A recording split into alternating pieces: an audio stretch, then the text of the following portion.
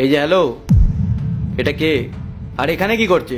Sir, madam, আমার ছেলে পরীক্ষায় ভালো রেজাল্ট করেছে, তাই জন্য আপনাদেরকে মিষ্টি দিতে এসছে। বাবু, তুই ওনাদেরকে মিষ্টি দে। হ্যাঁ মা। আরে থাক থাক, এসবের কোনো প্রয়োজন নেই। ভালো রেজাল্টই তো করেছে, পৃথিবী তো উল্টে দেয়নি। আর মেঘা, তুমি কি খাবে নাকি ওদের হাতে মিষ্টি?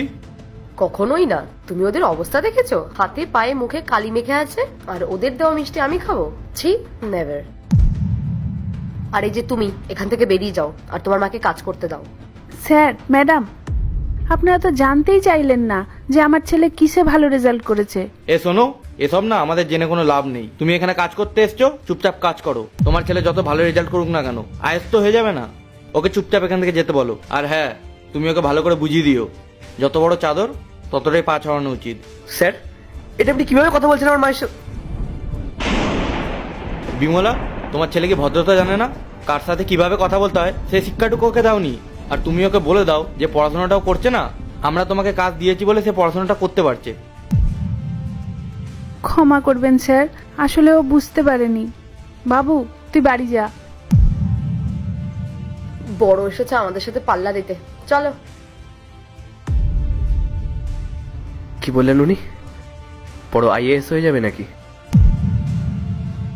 এবার তো আইএএস হয়েই দেখাবো। বাবু, বাবু,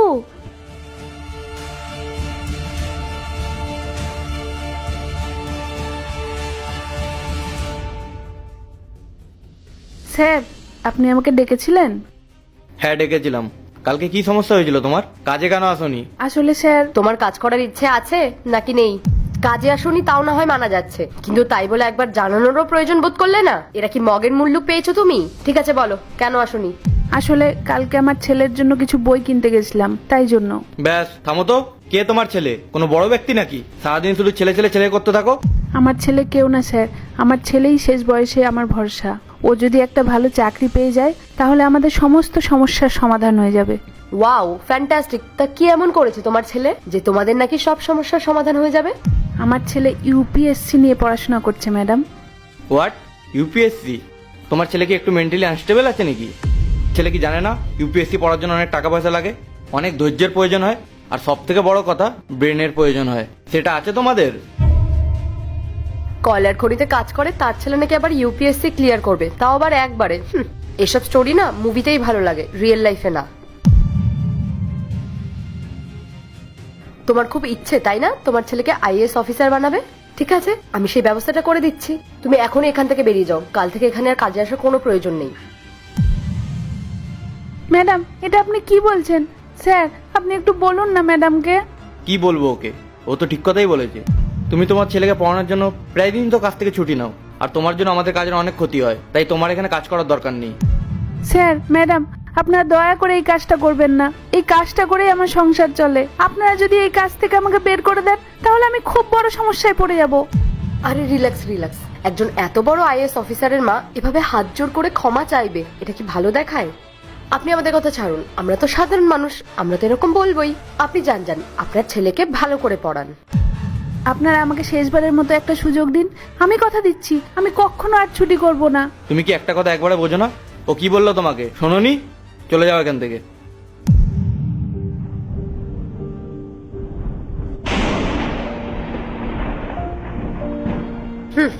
কোথা থেকে যে উঠে আসে এরা, মা ছেলে দুজনেরই না মাথা খারাপ আছে।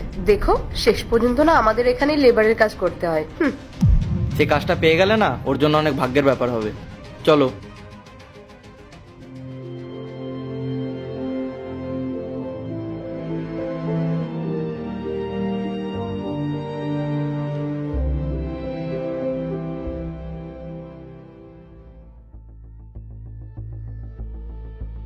আপনারা একটু ওয়েট করুন, কিছুক্ষণের মধ্যে স্যার আপনাদেরকে ডেকে নেবেন। Thank you madam.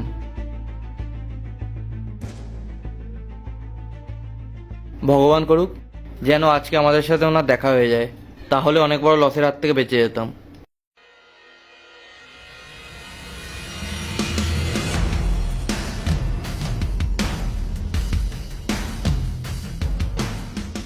হ্যাঁ বলুন।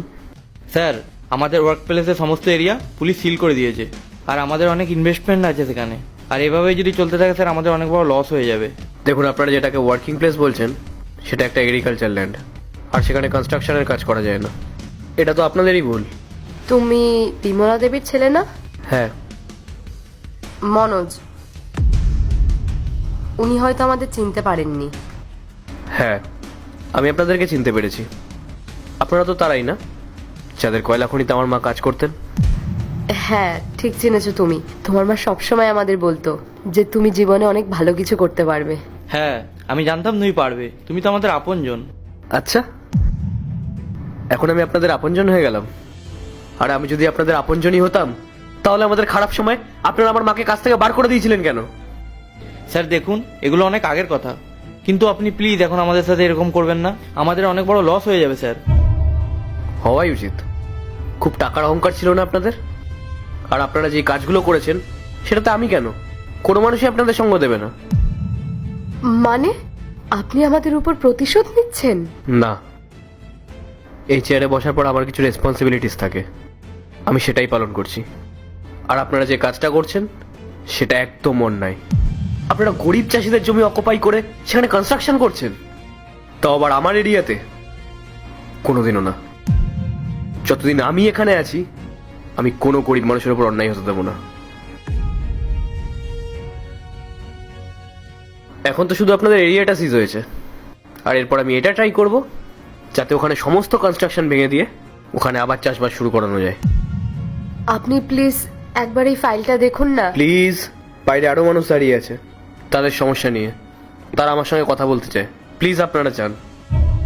আর হ্যাঁ, সেদিনকে কি যেন বলছিলেন আপনারা, যে একজন কয়লা খনির লেবারের ছেলে কোনোদিনও আইএএস হতে পারে না। একটা কথা শুনে রাখুন, যদি কারোর মধ্যে একাগ্রতা, ভালো কিছু করার জেদ থাকে না, তাহলে সে অবশ্যই পারে। নাও লিভ।